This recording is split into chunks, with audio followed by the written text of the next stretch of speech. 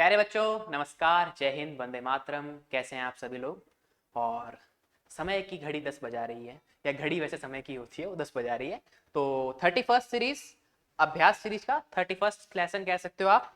आज हम पढ़ने वाले हैं यूनिटरी मेथड। ठीक है, मैंने आपको बोला था कि 31st टू 35 हम पढ़ेंगे यूनिटरी मेथड। तो अब हम एक नए सेगमेंट की ओर अग्रसर हैं, एक नए टॉपिक की ओर अग्रसर हैं, दैट इज यूनिटरी मेथड। तो आप कमेंट्स कर रहे हैं, लाइक कर रहे हैं, शेयर कर रहे हैं, बहुत अच्छी बात है। ठीक है, और आपकी जो क्वेरी थी, एक बच्चे की क्वेरी थी कि सर 22nd क्वेश्चन समझ में नहीं आया था, उसको भी ले लिया जाएगा, बट लाइव सेशन में लेने की कोशिश करेंगे। जैसे हमारा लाइव सेशन आएगा उसको हम कवर अप करवा देंगे, क्योंकि वीडियो के अंदर कवर अप करना थोड़ा सा लेंथी प्रोसेस हो जाता है, तो दैट इज नॉट पॉसिबल। तो टैगलाइन ये रही, यूनिटरी मेथड स्टार्ट करते हैं, ज्यादा टाइम नहीं लगाएंगे। तो okay, mic on है। In 15 days the earth picks up 1.2 into 10 days the power 8, देखो 10 की पावर 8 है, kg of dust from the atmosphere। in how many days will it pick up 4.8 into 10 की पावर 8 डस्ट। मतलब पहले कितनी dust थी, पहले डस्ट थी आपकी इतनी, और उसमें लग रहे थे 15 डेज, अब डस्ट हो गई इतनी, तो उसमें कितने डेज लगेंगे इसकी बात चल रही है। तो देखो 15 डेज में कितनी लग रही है,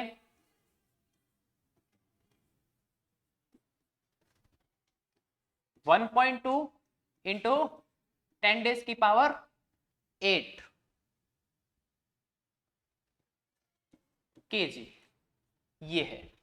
अब देखो उसने पूछा है कि इतनी डस्ट के लिए कितना टाइम लगेगा, कितने डेज लगेंगे। तो भैया देखो इसका सीधा सा इसमें जो कॉन्सेप्ट लगेगा उसकी बात करते हैं। देखो इसमें और इसमें क्या रिलेशन है वो देखो, 4.8 इंटू 10 की पावर 8 केजी, यहां से यहां में क्या चेंज हो रहा है या क्या रिलेशन है, वही रिलेशन इसमें आएगा। देखो यहां से यहां में क्या रिलेशन है वो देखते हैं कि भाई ये से ये होने में क्या हुआ। तो देखो मैं डिवाइड लगाता हूं, 4.8 इंटू 10 की पावर 8 अपॉन 1.2 इंटू 10 की पावर 8। मैं इन दोनों का रिलेशन पता करना चाहता था, इसलिए मैंने डिवाइड मार दिया। वैसे मुझे सीधा पता चल गया था, लेकिन सहूलियत के लिए डिवाइड लगा देता हूं। 10 की पावर 8 से 10 की पावर 8 गया, पॉइंट से देखो ये पॉइंट हटा लो तो आएगा 48/12, और 48/12 होता है बच्चों 4, कैंसिल आउट करोगे तो आएगा 4, यानी कि मल्टीप्लाई हो रहा है 4 का। देखो 1.2 में जैसे 4 का मल्टीप्लाई होगा 4.8 आ जाएगा, और 10 की पावर 8 का तो 10 की पावर 8 रहेगा। मतलब डस्ट कितनी हो रही है, डस्ट हो रही है 4 टाइम्स, डस्ट हो रही है 4 टाइम्स। तो यहां पे जो नंबर ऑफ डेज है ना वो भी किससे मल्टीप्लाई हो जाएंगे, 4 से। तो 15 into 4 60 days. Option number C is correct answer. ठीक है, ऐसे किए जाते हैं क्वेश्चन। ये तो सीधा दिख गया इसलिए कर लिया, नहीं तो अगर 1-1 रूल से करते, यूनिटरी मेथड से करते, तो देखो ऐसे करते, 15 डेज में कितना हो रहा है, 1.2 इंटू 10 की पावर 8, तो 1 डे में कितना हो जाएगा, 1.2 इंटू 10 की पावर 8 अपॉन 15 केजी। अब देखो टोटल इतना हो रहा है तो कितने डेज लगेंगे, तो कुछ मत करो, 4.8 इंटू 10 की पावर 8 में ये जो 1 डे का था ना इसका डिवाइड लगा दो। अब क्या होगा, ये ऊपर भाग जाएगा, ले आओ इसको ऊपर, 4.8 इंटू 15 इंटू 10 की पावर 8 अपॉन 1.2 इंटू 10 की पावर 8। अब क्या होगा, 10 की पावर 8 से 10 की पावर 8 कैंसिल आउट हो जाएगा। देखो ये पॉइंट हटाओगे तो ये 48 इंटू 12 अगेन आ जाएगा, तो ये बचेगा 4 और नीचे आएगा 1। तो देखो डिनोमिनेटर में सब खत्म हो गया, ये भी 1 और ये भी 1, तो डिनोमिनेटर में तो 1 हो गया। ऊपर क्या बचा, ये 15 और ये वाला 4, दैट इज 4 इंटू 15, 60 डेज। ठीक है, 60 डेज आ गया। कोई प्रॉब्लम है किसी को, ठीक है। एक बार स्क्रीन पे देखना, यहाँ लाइट का रिफ्लेक्शन तो नहीं पड़ रहा है किसी चीज का, ऑल क्लियर है।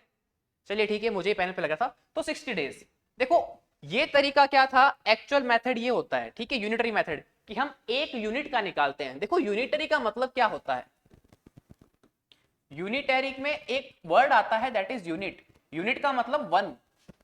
पहले 15 डे से हमने वन डे का निकाला ना, और फिर वापस हमने देखा कितने डेज में हो रहा है। तो ये होता है प्रॉपर यूनिटरी मेथड का सेटअप। ये क्या था कि भैया अगर डस्ट 4 टाइम्स हो रही है तो आपका जो नंबर ऑफ डेज है वो भी 4 टाइम हो जाएगा, तो 60 आंसर आ जाएगा। ये आप कह सकते हो कि सर एक तरीके से ये अप्रोच है ऑब्जेक्टिव क्वेश्चंस को सॉल्व करने की, या फिर आप कह सकते हो कि एक डिफरेंट वे है, एक थोड़ा सा स्मार्ट वे है करने का। देखो ये तो बच्चे करते हैं, अगर आपकी तैयारी थोड़ी सी अच्छी है ना, तो आपका जो क्वेश्चन होने वाला है ना, वो सिर्फ इतना इतना हो जाएगा। ये आपको अपने आप पता रहेगा कि ये 4 टाइम्स हो रहा है तो इसको भी 4 टाइम्स कर दो, अगर आपकी तैयारी अच्छी स्टेज पे है, अच्छे स्टेट पे है। सेकंड क्वेश्चन की बात करते हैं, which of the following very inversely of it each other. देखो इनवर्स का मतलब क्या होता है, इनवर्स का मतलब होता है कि ऐसा आ जाए, एक डिजिट यहां आ जाए सपोज, और एक इसके अपॉन में आ जाए यहां पे, तो ये दोनों जो है ना, ये इनवर्सली प्रोपोर्शनल होता है। देखो कैसे आएगी, स्पीड एंड डिस्टेंस का, और देखो बताता हूं। स्पीड का फॉर्मूला होता है प्यारे बच्चों डिस्टेंस अपॉन टाइम। थोड़ा सा फिजिक्स का कंसेप्ट है। स्पीड का फॉर्मूला क्या होता है, डिस्टेंस अपॉन टाइम। तो ये पूछ रहा है कि कौन इनवर्स होता है एक दूसरे के, इनवर्सली प्रोपोर्शनल। इनवर्सली प्रोपोर्शनल का मतलब होता है ऐसे कंडीशन में आ जाए ये और ये। तो स्पीड किसके इनवर्सली प्रोपोर्शनल हो गई यहां पे, टाइम के।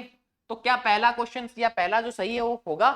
देखो स्पीड और डिस्टेंस कवर, स्पीड और डिस्टेंस नहीं भैया, स्पीड और डिस्टेंस आपका इनवर्सली प्रोपोर्शनल नहीं है या इनवर्सली वेरी नहीं करता है। स्पीड और डिफरेंस, सॉरी स्पीड और डिस्टेंस देखो,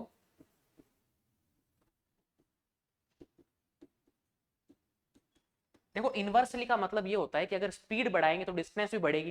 भाई एक ही बात है, आप अगर स्पीड तेज कर दोगे तो आपकी जो डिस्टेंस है वो बढ़ जाएगी ना। मैं कह रहा हूं आपको 1 घंटे बाइक चलानी है, आप उसको चला रहे हो 60 किलोमीटर की स्पीड पे, और आप उसी को स्पीड कर दे तो 90 किलोमीटर, तो आप डिस्टेंस ज्यादा ट्रेवल कर जाओगे। तो स्पीड बढ़ाई, डिस्टेंस भी बढ़ गया, that means speed and distance cover inversely नहीं होते हैं।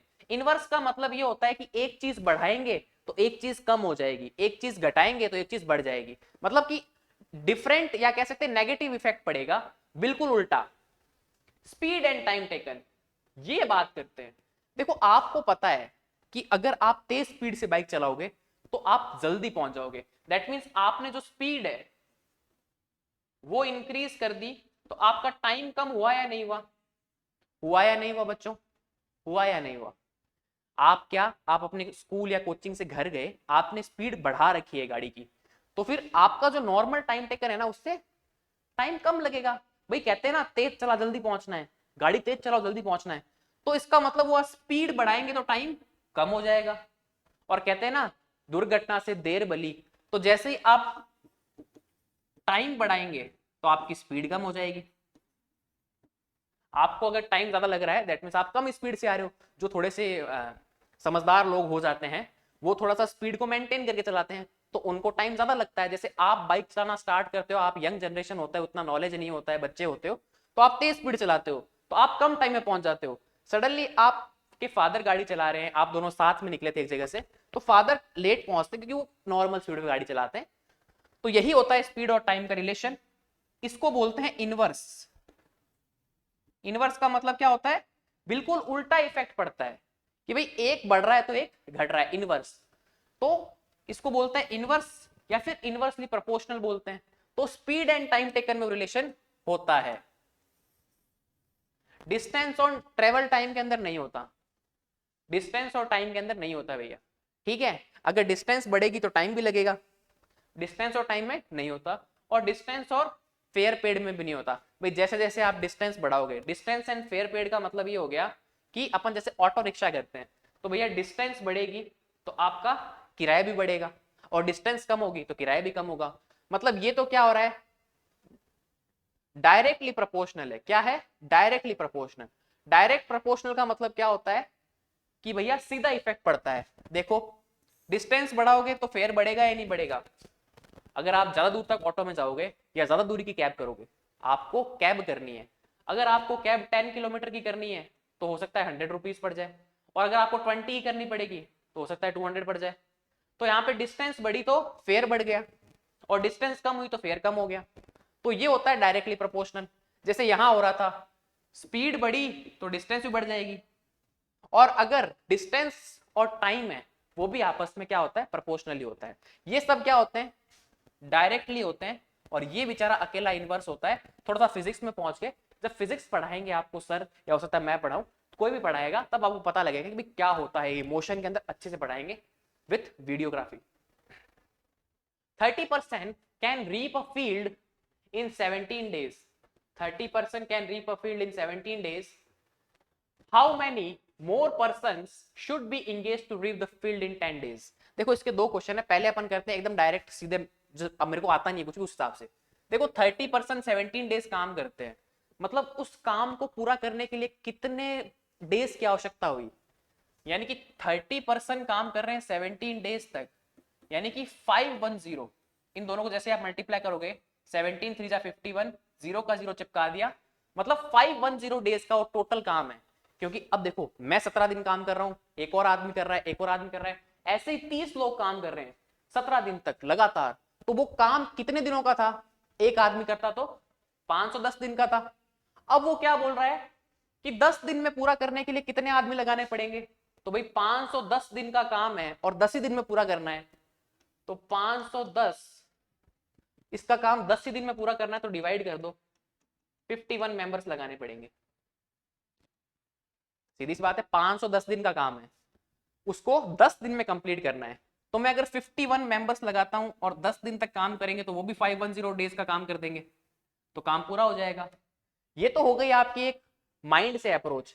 अब देखो इसका सीधा फॉर्मूला आपको बुक में मिलेगा, that is M1 T1 is equals to M2 T2। यहां पे M1 T1 क्या है और M2 T2 क्या है वो बता देता हूं। देखो M1 का मतलब है कि फर्स्ट कंडीशन के अंदर कितनी मैन पावर काम कर रही है। देखो मैन पावर या वुमेन पावर सेम है, यहाँ पे M1 दे रखा है, दैट इज पावर दे रखा है कि भाई कितने लोग काम कर रहे हैं, चाहे वो बच्चे हैं, चाहे वो मैन है, चाहे वो वुमेन है, कोई भी हो। M का रिप्रेजेंटेटिव क्या है, M किसका रिप्रेजेंटेटिव है कि भाई कितने पर्सन काम कर रहे हैं। तो M1 कितना हो गया 30। T1 यानी कि जब वो काम कर रहे हैं तो कितना टाइम लग रहा है, दैट इज 17 डेज। और फिर देखो T2 दे रखा है, दैट इज सेकंड कंडीशन क्या होती है, उसके अंदर 10 डेज। और M2 आपको फाइंड करना है। तो मुझे एक बात बताओ, एक ही फील्ड है, सेम फील्ड है, उसमें काम कम ज्यादा हो जाएगा क्या? भाई लेबर हम कम ज्यादा कर सकते हैं। आप एक घर बनाते हो, सपोज मैं कहूं मैं जिस पैनल वाले रूम में खड़ा हूं, इस रूम को पेंट करना है, तो भाई पेंट करने के लिए 4 दीवार होगी और एक सीलिंग होगी, भाई 4 आउटसाइड वॉल होगी और एक सीलिंग होगी, इन पे तो पेंट करेंगे ना, सीधी सी बात है। तो फील्ड कम होगी थोड़ी, काम का क्षेत्र तो उतना ही है ना, फील्ड पे जो वर्क होना है उसका तो एरिया उतना ही वर्क करना पड़ेगा। भाई नंबर ऑफ आदमियों को बढ़ा देंगे सपोज किसी काम के अंदर, तो काम जल्दी हो जाएगा, फास्ट हो जाएगा। भाई कोई काम फास्ट करना होता है तो अपन क्या करते हैं कि भाई लेबर बढ़ा दो। अगर किसी काम को 2 लोग कर रहे हैं, उनको अगर टाइम ज्यादा लग रहा है तो उसमें 2 और ऐड कर दो, 4 लोग करेंगे, जल्दी हो जाएगा।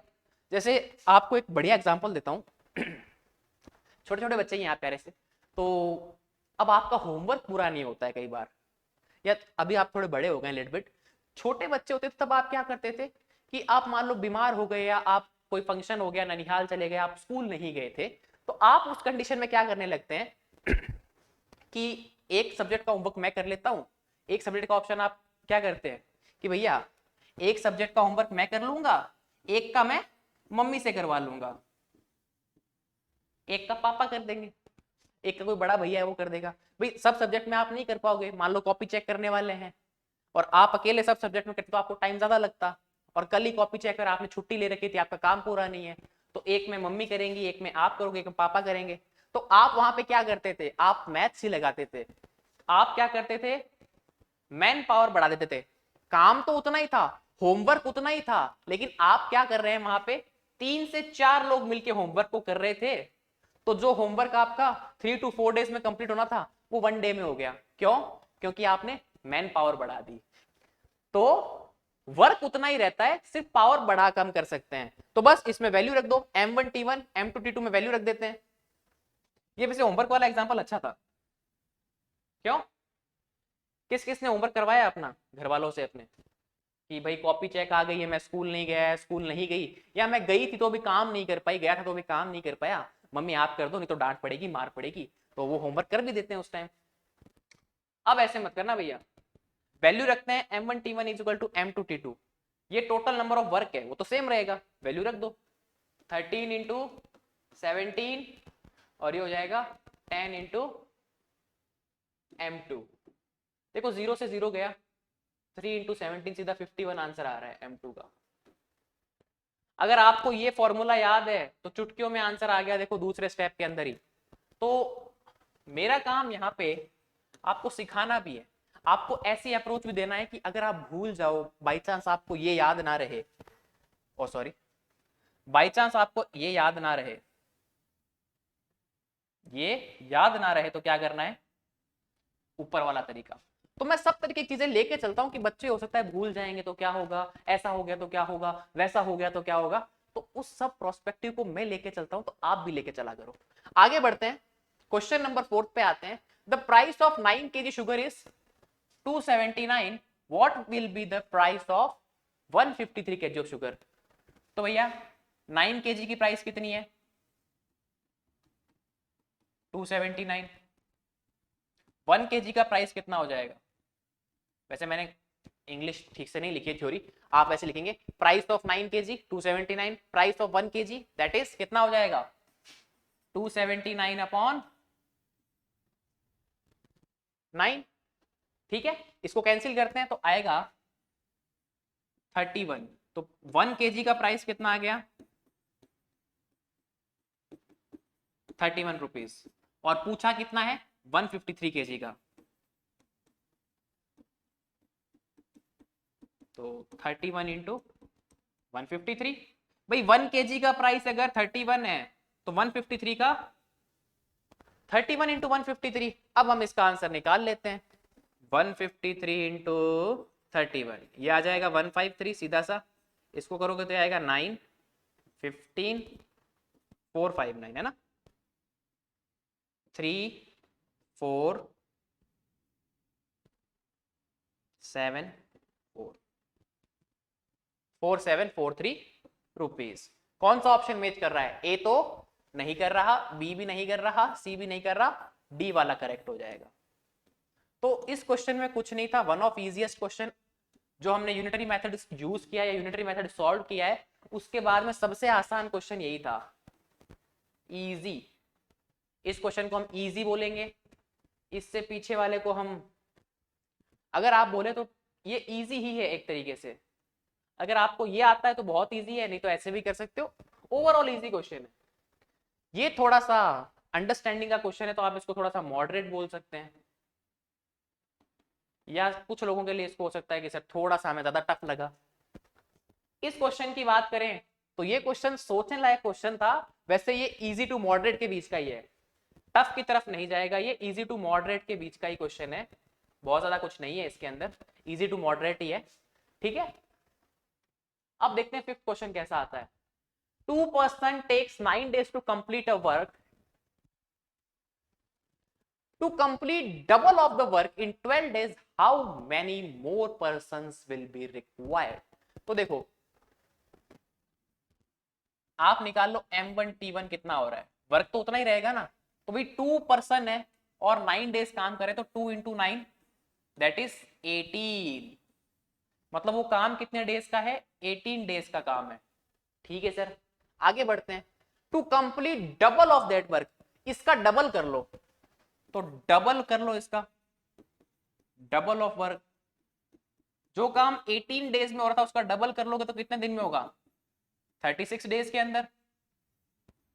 अब वो बोल रहा है कि कितने दिन में कंप्लीट करना है, 12 डेज में कंप्लीट करना है, तो how many more person will be required, कितने मोर पर्सन, कितने और लोग चाहिएंगे। भाई 2 तो पहले से ही कर रहे थे, उसके बाद में क्या हो रहा है कि भैया उससे डबल काम को 12 दिन में कंप्लीट करना है, यानी कि 36 डेज के काम को 12 डेज में कंप्लीट करना है, तो टोटल लेबर कितनी लगेगी?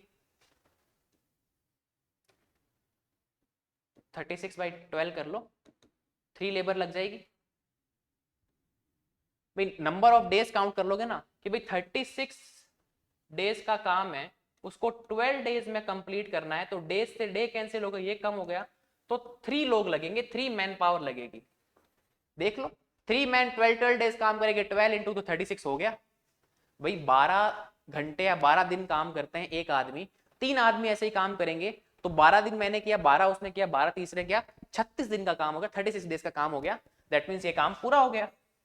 तो कितने लोगों की जरूरत थी? 3।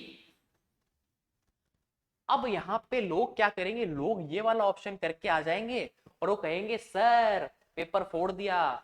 लेकिन जब साथ वाला किसी अच्छे बच्चे को पूछेंगे और बाहर निकलते हुए पेपर डिस्कस करेंगे, तो वो कहेगा मैंने तो आंसर ये लगाया है। और वो क्यों लगाया है? क्योंकि उसने पूछा है कि how many more person will be required. भैया 2 पहले से थे, आंसर 3 आया है कि 3 पर्सन होंगे तो 12 दिन में काम हो जाएगा। अगर 3 लोग होंगे तो वो काम 12 दिन में हो जाएगा।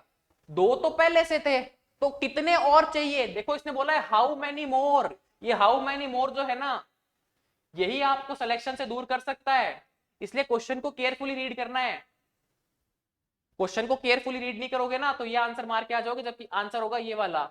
और ऐसा क्यों होगा? ऐसा इसलिए होगा कि 3 लोग चाहिए थे, 2 पहले से हैं, तो कितने और चाहिएंगे? भैया 3 में से 2 तो पहले से ही थे, तो 1 ही और चाहिएगा। बस इसको पढ़ना अच्छे से था। जिस बच्चे ने इस क्वेश्चन को अच्छे से पढ़ लिया, अच्छे से समझ लिया, वो कर जाएगा, अदरवाइज नहीं हो पाएगा। तो ये इजी वाली सीरीज थी। तो इस क्वेश्चन को आप कह सकते हो कि इजी टू मॉडरेट। जो बच्चा केयरफुली पढ़ेगा उसके लिए इजी, और अगर केयरफुली नहीं पढ़ेगा तो वो इसका रॉन्ग मार्क के आ जाएगा, तो उसके लिए मॉडरेट चला जाएगा ये क्वेश्चन। तो easy moderate, easy, easy moderate, easy moderate. तो कुल मिला के आपकी जो ये अभ्यास सीरीज थी 31st वाली, दैट इज यूनिटरी मेथड की जो अभ्यास सीरीज थी, वो comparatively easy to moderate level की अभ्यास सीरीज थी। अगर आपके क्वेश्चन बन रहे हैं अच्छी बात है, कोई भी डाउट हो तो आप कमेंट सेक्शन में कमेंट कर सकते हैं। प्रीवियस क्लासेस के डाउट को मैं इकट्ठा कर रहा हूं, और जैसे जो भी लाइव सेशन होगा तो उसके अंदर सबसे पहले हम डाउट्स की बात करेंगे। अभी थोड़ा सा लाइव सेशन जिसमें मैं नहीं आ पा रहा हूँ, तो बहुत जल्दी मिलेंगे। थोड़ा सा काम यहाँ पे बैकएंड पे भी देखना होता है, और भी बहुत से काम है, ऑफलाइन भी पढ़ाते हैं, तो आप समझ सकते हैं, समझदार बच्चे हैं आप सभी। मिलते हैं नेक्स्ट क्लास में, तब तक के लिए जय श्री कृष्णा, जय श्री श्याम, जय हिंद, जय भारत।